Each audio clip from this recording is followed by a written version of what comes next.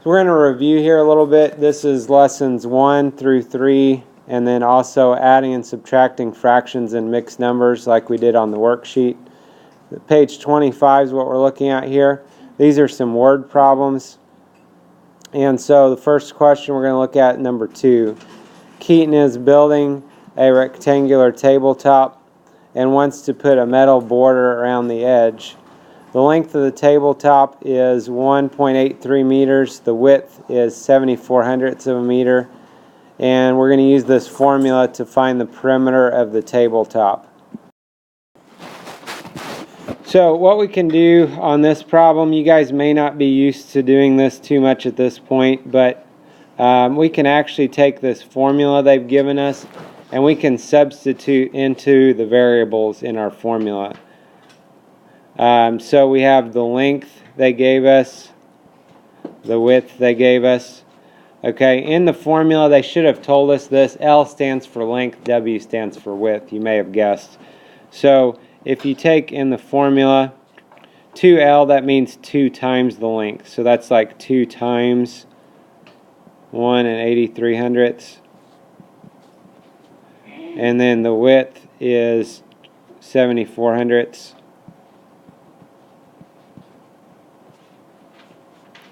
And then what happens, we'll get into this more later, but we have to do multiplication before we do addition. It's called the order of operations. And so we're actually going to multiply out. We can multiply this out, and then we'll be able to add those together. If you're not as comfortable yet with using the formulas, you'll need to get to that point eventually. But another option for you would be just to draw a rectangle and say this is 1/8300ths, this is 1/8300ths, this is 74/100ths, this is 74/100ths. Okay, and then technically, rather than even using the formula, if you wanted to, you could actually just add those 4 sides together. That would be our perimeter, right? Perimeter is the distance around something. Okay, so your choice, either add them, line your decimals up and add, or we can do the formula here and multiply. If you do the formula, usually it looks more correct to us if we put the one that's got more digits on the top. Remember, the decimal doesn't have to be lined up. And then after we multiply, we'll decide. This one's got 2 numbers after the decimal altogether. So we'll move our decimal 2 places to the left. And that'll be 3 66/100ths. And then we'll do the same thing, 74/100ths times 2.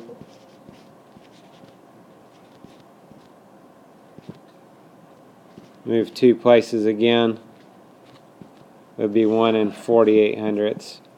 And then we can add those together. Like I said, the other option, maybe simpler, would have just been adding the 4 sides together as they were, but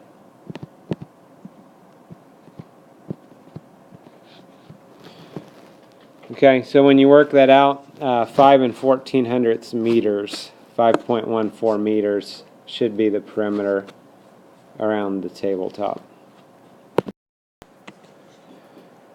Number 5, Letitia hired 4 babysitters in the last month. She paid a total of $170. We'll underline some key facts here. 4 babysitters, total of $170 that she was paid. Each babysitter worked a total of 5 hours, paid the same amount. And then what we're trying to figure out, how much did each babysitter earn per hour? Okay, so different ways you guys can do this. You know, you could try and draw pictures and think about the 4 different people. Okay, think about the 4 different babysitters and how they're each earning the same amount of money.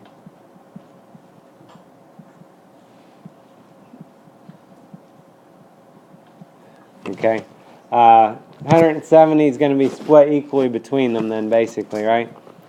So one way we could do this, when you guys do a problem like this, make sure you're showing your work, and it's really nice if you can even number your work if you have multiple steps.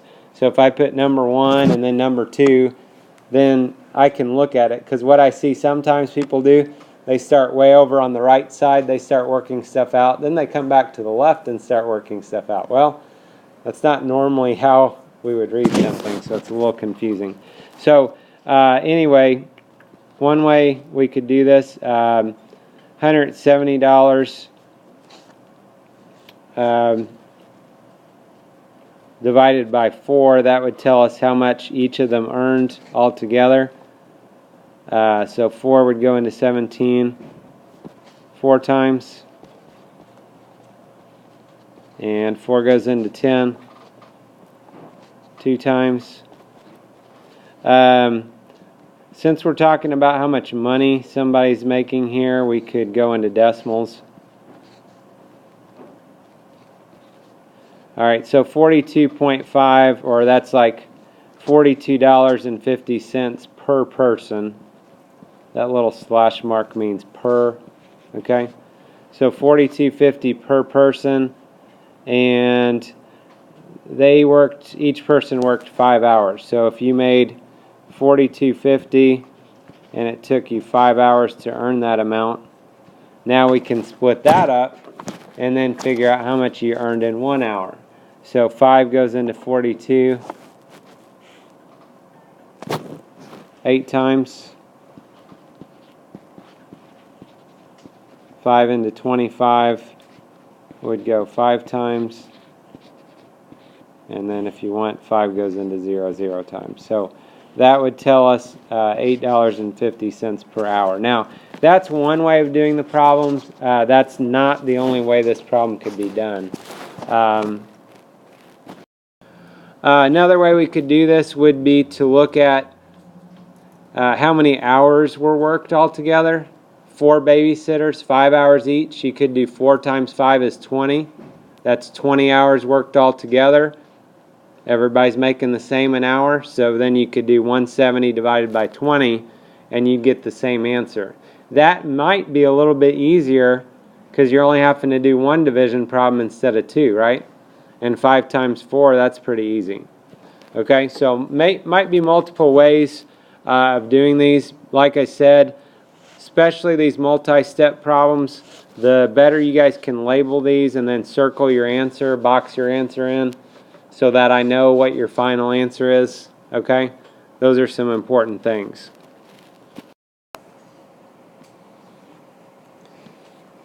Number 6, Lucia walks 2 3/4 miles on Monday. Tuesday she walks 1.5 times further. How far did Lucia walk on Tuesday? So as the word suggests, times probably means we are going to multiply, right? So 2 3/4 times 1.5. So we first have to change these to improper fractions. 2 times 4 is 8, plus the 3 is 11/4. 1 times 2 is 2, plus 1 is 3/2. Multiply. 11 times 3 is 33. 4 times 2 is 8. 33/8. We can divide that out. Is 4 1/8 miles. Page 55 has a little bit of vocabulary review and things. So if you look at this, number 1, the answer to a multiplication problem is called a product. Way to help you remember that, multiplication product, like MP3 players, MP, multiplication product.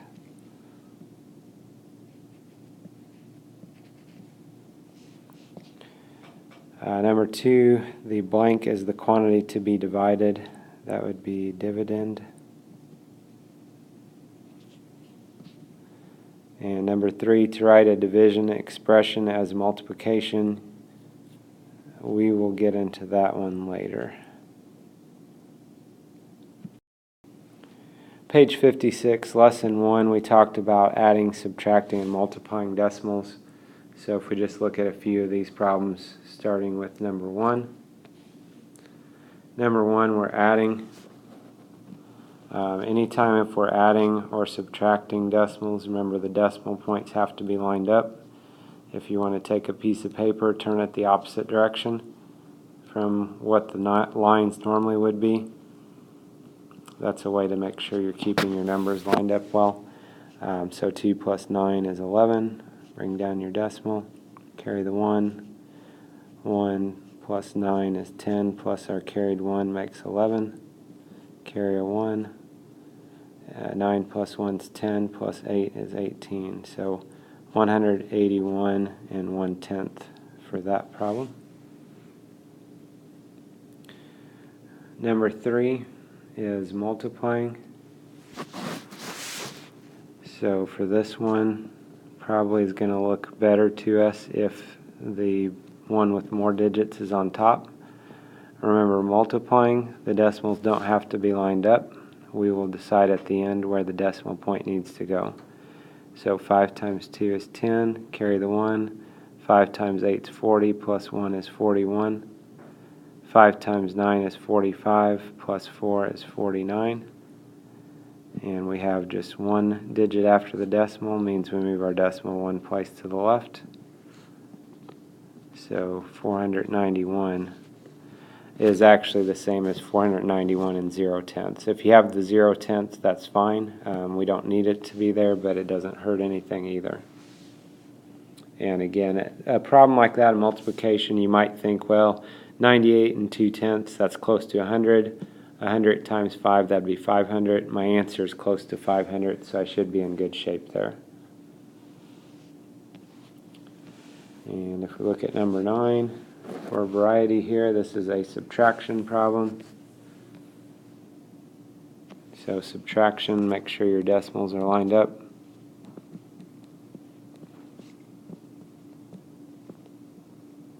So the bottom number, we would add a 0 after the 6 to give it something in the hundredths.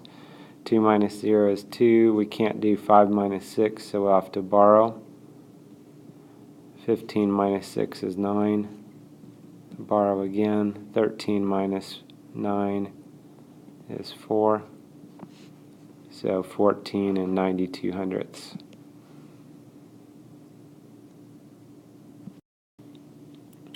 Lesson 2 was dividing. So with dividing,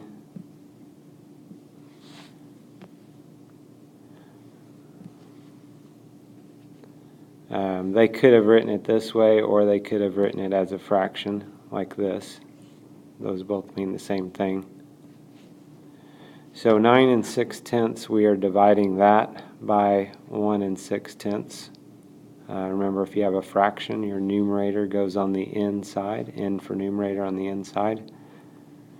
Before we can go and divide, we need to move our decimals over. We can't have a decimal on the outside when we divide.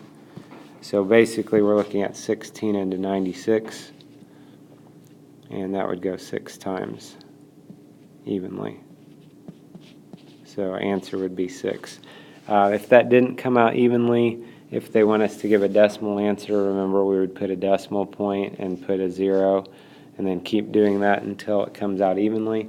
Generally, they're not too unreasonable about these problems. You're probably not going to get one that has more than like 3 or 4 numbers after the decimal point. Lesson 3 was multiplying fractions. So multiplying fractions is just multiplying across with this one. Multiply the numerators, multiply the denominators. Remember, you don't need a common denominator when you're multiplying. Just need common denominators when you add or subtract. So 6 times 1 is 6. 7 times 2 is 14. And then we can reduce both of those by 2. Would be 3/7. Number 10, we have mixed numbers, so we need to change those to improper fractions first.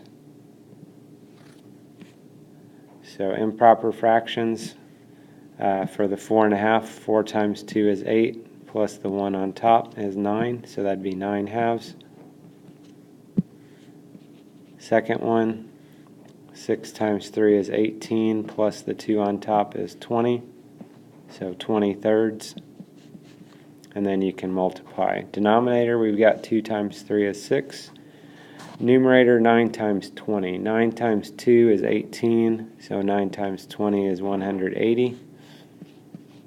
If you need to work that to the side, feel free to do that. And then we've got 180 divided by 6. 6 goes into 18 3 times. 6 goes into 0 0 times. And that's it. So 30 would be our answer. Again, you can approximate these, get an estimate to get an idea if your answer is right or not. 4.5 is kind of close to 5.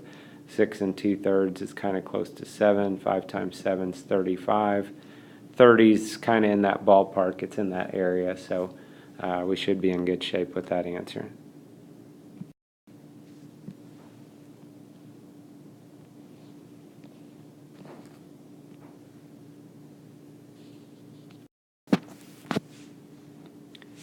Other two things that we looked at was on the worksheet that we did. So it was in between lessons 1, 2, and 1, 3. So 1, 2.5, if you want to call it that, adding and subtracting fractions. When we add or subtract fractions, first we have to get a common denominator. Then we can add or subtract the numerators, and the denominator stays the same. Our next lesson that we did, 1, 2.6, the other side of the worksheet was adding and subtracting mixed numbers. And so we had to get a common denominator, add or subtract the fractions, borrow if necessary, add or subtract the whole numbers, and then rename and simplify if necessary. If you have any more questions about either of these, of what we did on the worksheet, if you go on Sycamore and go to your math page, on the right side there will be some highlighted links, and one of those is lesson videos, something to that effect. If you click on that, and then you'll see the lesson, and you can go through and watch the videos for those. So another idea what you can do to help review is look at the Pearson website and do some problems on the pearsonrealize.com. That'll tell you as you do the problems if you're getting them right or not.